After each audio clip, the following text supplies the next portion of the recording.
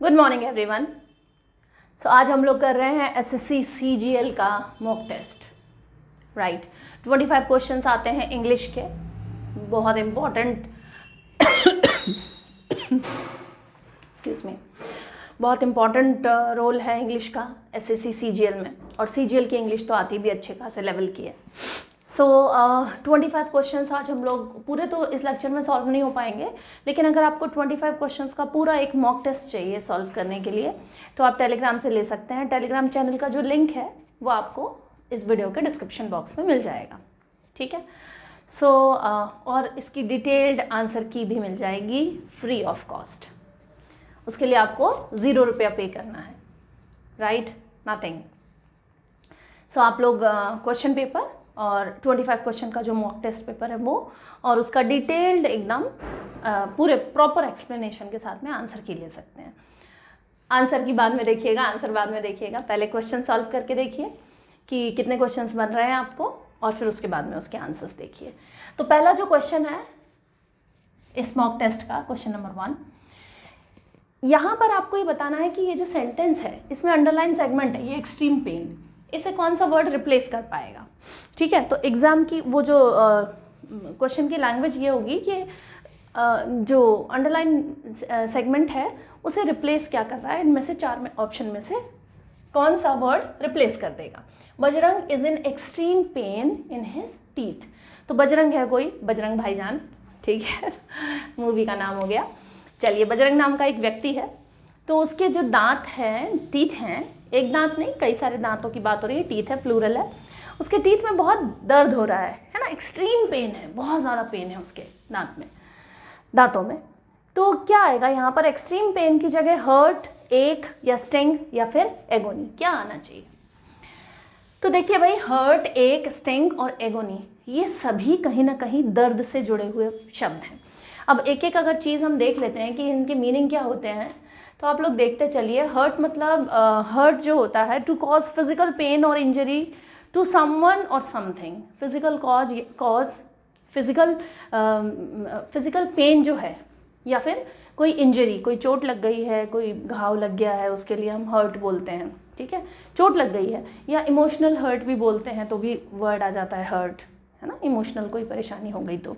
दूसरा एक है two continuous dull pain in some part of body. Headache हो रहा है, हेडेक, स्टमक एक हो रहा है, पेट में दर्द हो गया है ना। सो एक मतलब धीरे धीरे जो डल पेन होता रहता है, दर्द होता रहता है, उसे एक बोलते हैं। तीसरा स्टिंग, स्टिंग एक शार्प होता है, जैसे मधुमक्खी काट लेती है तो स्टिंग, ठीक है, बहुत एकदम शार्प पेन, थोड़े समय के लिए बहुत तीखा दर्द, ठीक है, स्टिंग। और एगोनी जो है, एगोनी मतलब होता है इंटेंसिव पेन, बहुत ही भयंकर दर्द, फिजिकल भी और इमोशनल भी हो सकता है, या तो वो फिजिकल हो सकता है या इमोशनल हो सकता है, या फिजिकल इमोशनल दोनों हो सकता है, ठीक है, एक साथ हो सकता है। तो एगोनी मतलब ये होता है इंटेंस पेन, आइदर फिजिकल और emotional. It often implies a prolonged and severe level of suffering. Prolong बहुत लंबा समय तक, और सीवियर बहुत ही भयंकर तकलीफ देह होता है ये, उसके लिए वर्ड आता है एगोनी, ठीक है, लंबे समय तक। और यहाँ पर इन चारों ऑप्शन में देखें, हर्ट, एक, स्टिंग या एगोनी, तो इनमें जो आंसर ऑप्शन आना चाहिए वो आना चाहिए एगोनी। क्यों? क्योंकि एक्सट्रीम पेन हो रहा है उसके, बहुत ही भयंकर सीवियर और प्रोलॉन्ग्ड पेन हो रहा है, तो सीवियर और प्रोलॉन्ग्ड पेन के लिए जो वर्ड आता है वो आता है एगोनी। तो क्या बन जाएगा, Bajrang is in agony in his teeth. उसके जो टीथ हैं उसमें बजरंग को एगोनी है, ठीक है। तो Bajrang is in agony, is in extreme pain की जगह, एक्सट्रीम पेन की जगह एगोनी आ जाएगा। राइट ऑप्शन क्या होगा, एगोनी, ठीक है। तो यहाँ पर जो राइट आंसर जो आपका आ रहा है वो हो रहा है एगोनी, ठीक है। अब अगर हम लोग दूसरा क्वेश्चन देखते हैं, तो दूसरे क्वेश्चन में एक सीक्वेंस है, ठीक है, सेंटेंस का सीक्वेंस है। तो फर्स्ट सेंटेंस जो लिखा है, she dashed from one side to other, she dashed from one side to other. Question number 2 में आपको सीक्वेंस बनाना है, she dashed from one side to other, ठीक है। one side to other, taking care not to destroy, taking care not to destroy.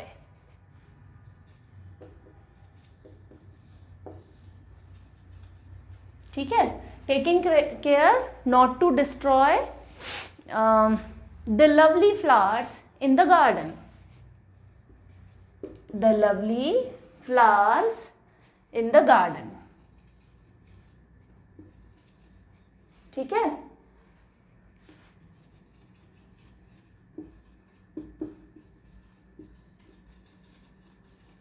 तो क्या मतलब निकल गया इसका? She dashed from one side to other, वो एक जगह से दूसरी जगह जा रही है, और ये ध्यान रखते हुए कि जो गार्डन में इतने सुंदर सुंदर प्यारे प्यारे फूल खिले हुए हैं उन्हें कोई नुकसान नहीं पहुंचे, उनकी केयर करते हुए, है ना. She looks after the flowers, उनकी देखभाल करते हुए. ठीक है. बी जो ऑप्शन है, Karen took a stroll in a lovely garden, ये तो ए है.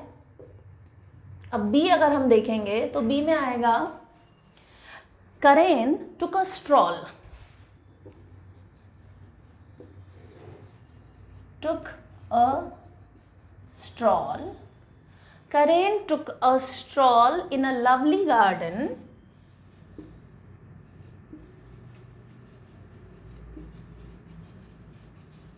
Right, in a lovely garden full of tulips and butterflies. Full of tulips. Tulips के बड़े प्यारे फूल होते हैं. Tulips and butterflies and butterflies, actually ये butterflies नहीं होते.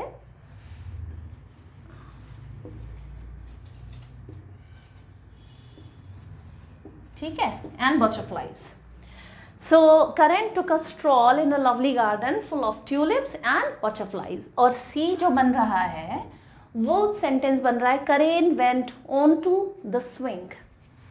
Karen went on to the swing without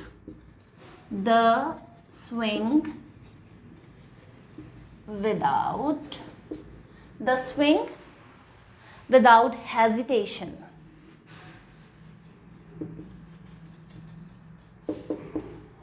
Without hesitation and began swimming.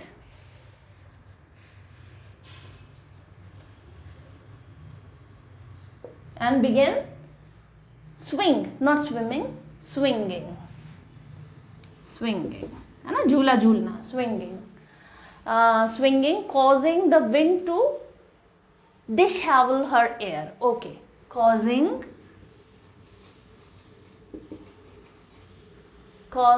the wind to dishevel. Okay, dishevel her hair. Okay, now D जो है, D का sentence है the small girl adored. Now D, the small girl adored. Adored the outdoors.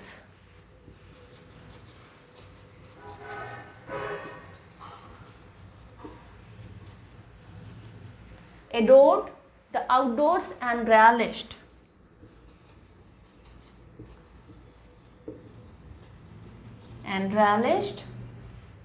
the breeze blowing through her hair. Relished the breeze. Relish the breeze blowing, right, through her hair. ठीक है, through her hair. Okay, so first जो sentence है that is she dashed from one side to other side, taking care not to destroy the lovely flowers in the garden. Karen took a stroll in a lovely garden full of tulips and butterflies. She discovered a swing constructed of tree branches behind a large bush. Okay यहाँ पर आएगा एक और sentence आ रहा है, she discovered, ई और आएगा, she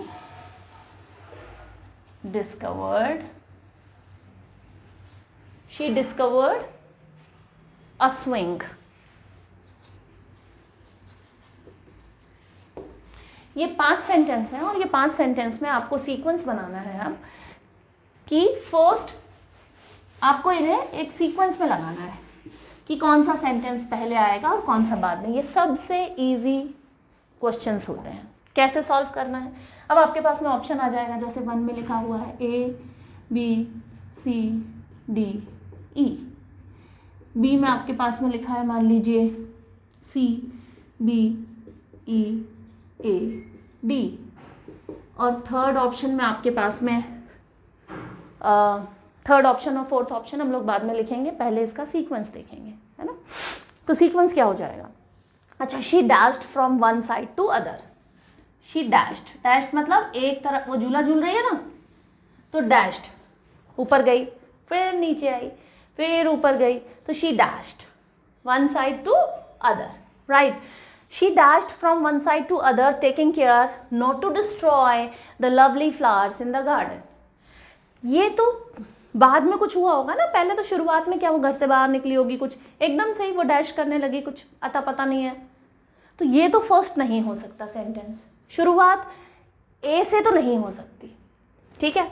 दूसरा सेंटेंस देखते हैं, करेन, करेन जो है यहाँ पर आपको ना कंफ्यूज करने के लिए नाम कुछ भी बोलेंगे तो आपको बॉय है गर्ल है वही समझ में नहीं आएगी, कई बार तो नाम ही समझ में नहीं आएगा, थोड़ा ध्यान से देखेंगे तो समझ आएगा कि वो किसी बंदे का नाम बोल रहे हैं। करेन यूजुअली इंडिया का नाम, इंडिया में जो गर्ल्स हैं उनका नाम नहीं होता करेन, लेकिन यहाँ दिया हुआ है SSC CGL में आपके पास नाम अजीब अजीब से ही आएंगे, ठीक है। नाम के पीछे मत जाइएगा, नाम तो किसी भी तरह का आ सकता है, तो आपको अपने हिसाब से देखना है, ठीक है। तो करेन टुक अ स्ट्रॉल, स्ट्रॉल मतलब होता है एक थोड़ा सा तेज़ कदमों से चहलकदमी करना, बाहर निकलना, टहलना, घूमना, सबके लिए स्ट्रॉल वर्ड आता है। तो यहाँ पर आएगा Karen took a stroll in a lovely garden full of tulips and butterflies. यहाँ से शुरुआत हो सकती है, लेकिन हमें फिर सारे सेंटेंस देखने होंगे। कंफ्यूज करने के लिए 2-3 सेंटेंस आपके पास ऐसे होंगे जिनमें लगेगा कि ये तो शुरुआत होगी यहाँ से और ये ऐसे शुरुआत की जा सकती है, लेकिन क्या होगा आपको देखना पड़ेगा, ये भी हम इसे कंसीडर कर सकते हैं कि हो सकता है यहाँ से शुरुआत हो, लेकिन हमें बाकी भी देखने पड़ेंगे। Karen went on to the swing without hesitation and began swinging causing to win dishevel her hair.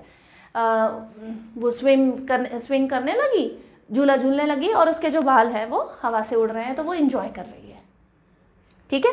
ये करेन वेंट ऑन टू, ये तो थोड़ा बाद की बात है ना, टुक अ स्ट्रॉल पहले तो यही होना चाहिए, मतलब शुरुआत तो इससे हो सकती है, इसे तो हम कट कर देते हैं, नहीं होगी, इससे भी नहीं होगी शुरुआत, इसे देखते हैं डी।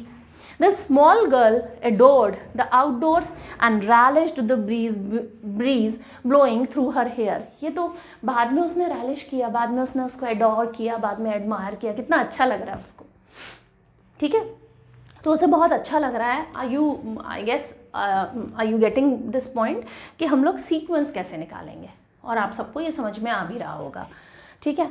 तो यहाँ पर द स्मॉल गर्ल एडोर्ड, ये भी नहीं आएगा, शुरुआत तो यहाँ से नहीं हुई। शी डिस्कवर्ड अ स्विंग, उसने एक स्विंग जो है, एक झूला है, उसे डिस्कवर किया, उसे खोजा, ठीक है, डिस्कवर किया उसे। So she discover a swing, ये भी कोई तो घटना पहले हुई होगी, उसके बाद इसने बोला है, तो यहाँ से स्टार्ट हो सकता है। Karen took a stroll in a lovely garden full of tulips and butterflies. तो करेन सबसे पहले बाहर निकली, ठीक है, स्ट्रॉल करते हुए, घूमती हुई, टहलती बाहर निकली और उसने एक लवली गार्डन देखा जिसमें ट्यूलिप्स खिले हुए थे, जिसमें बहुत सारी बटरफ्लाइज थी। तो एक सीन बन रहा है अब आपके सामने कि वो घर से बाहर निकली और उसने ट्यूलिप और बटरफ्लाइज देखे। उसके बाद क्या किया, शी डिस्कवर्ड अ स्विंग, उसने एक झूला ढूंढा, ई।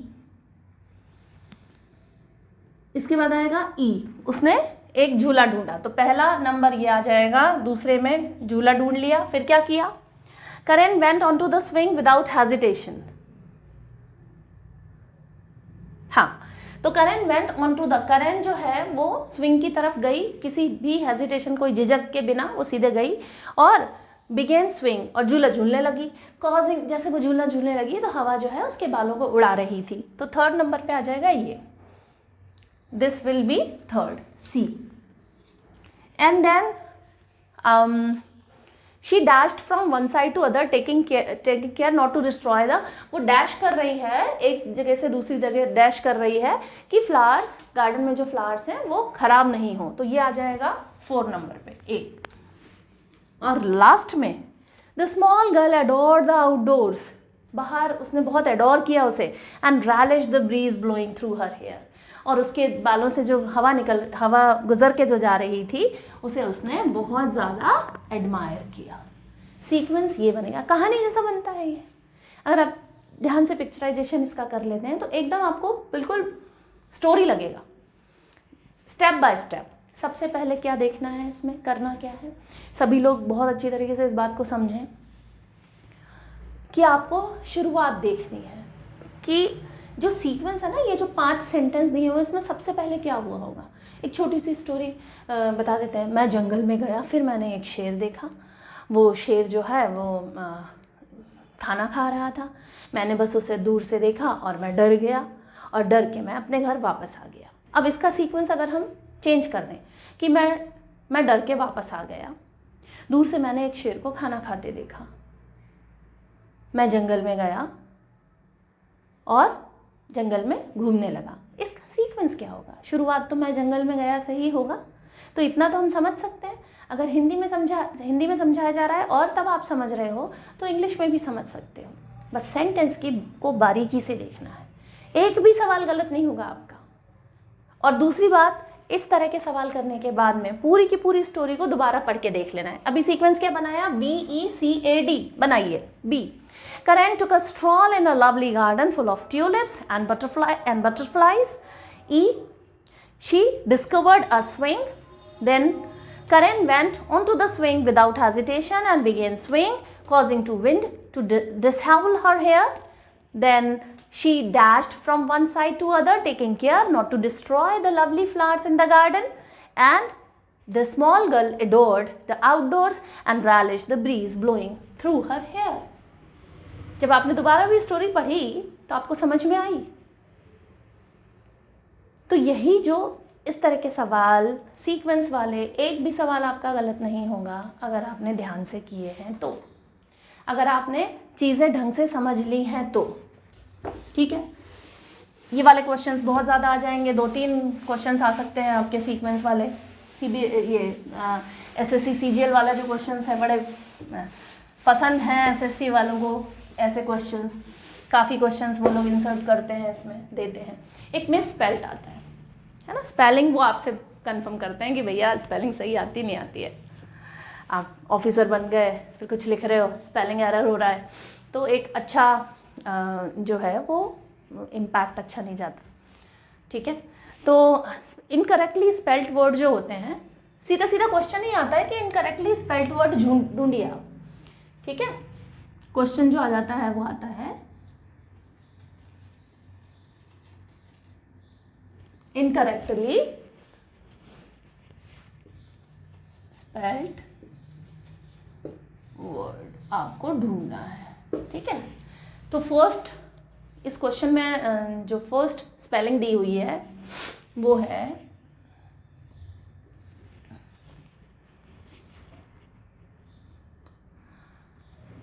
स्कोर बोर्ड,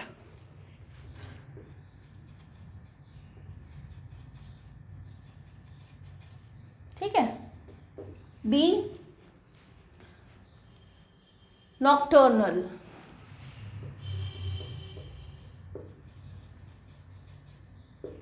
सी क्वेश्चन में जो स्पेलिंग है that I am writing down only, irrespective,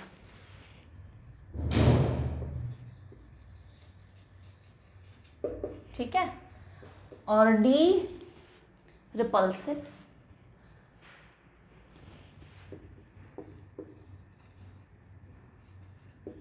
ये तो देखते ही समझ में आ जाएगा ये क्वेश्चन, रिपल्सिव।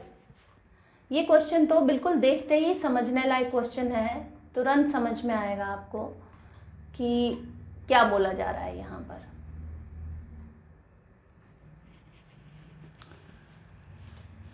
स्कोर बोर्ड, ये स्कोर है, ये बोर्ड है, सही है। नॉक्टर्नल सही है, इररेस्पेक्टिव सही है। ये जो रिपल्सिव है इसकी स्पेलिंग गलत है, ये होनी चाहिए रिपल्सिव, यहाँ एस आना चाहिए, यहाँ सी दिया हुआ है।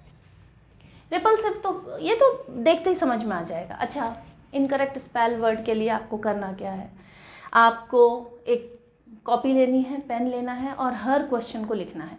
आज का भी ये लेक्चर आप देखते समय कॉपी और पेन लेकर बैठें और फिर क्वेश्चन सॉल्व करें, ठीक है। अब ये जो चौथा वाला क्वेश्चन आ रहा है, इस क्वेश्चन को पहले आप सॉल्व करेंगे, देन आई विल एक्सप्लेन।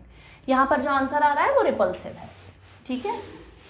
इसी मॉक टेस्ट का जो फोर्थ क्वेश्चन है, वो फोर्थ क्वेश्चन आपके पास में जो है वो आएगा, एक ग्रुप ऑफ वर्ड्स है, उसके लिए वन वर्ड सब्स्टिट्यूशन ढूंढना है ना। ये है वन वर्ड सब्स्टिट्यूशन,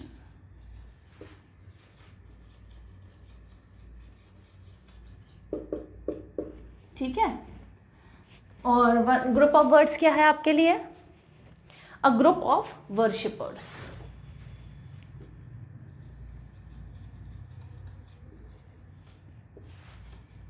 है ना, a group of worshippers.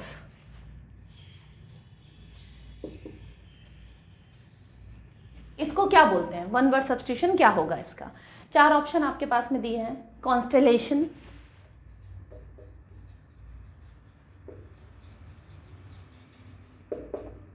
Constellation, कारवां,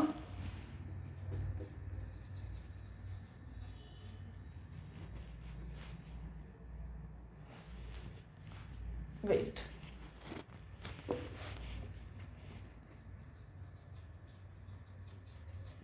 ठीक है, क्राउड,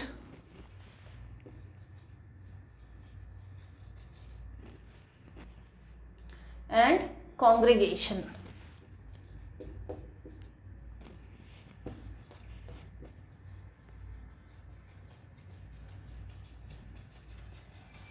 कॉन्ग्रेगेशन, तो इसका जो राइट आंसर क्या होगा ये तो देखते ही समझ में आ जाएगा। वैसे अब आप लोग बताएंगे कि इसका राइट ऑप्शन क्या होगा। A group of worshippers, constellation क्या होता है, कारवां क्या होता है, क्राउड क्या होता है और कॉन्ग्रेगेशन क्या होता है।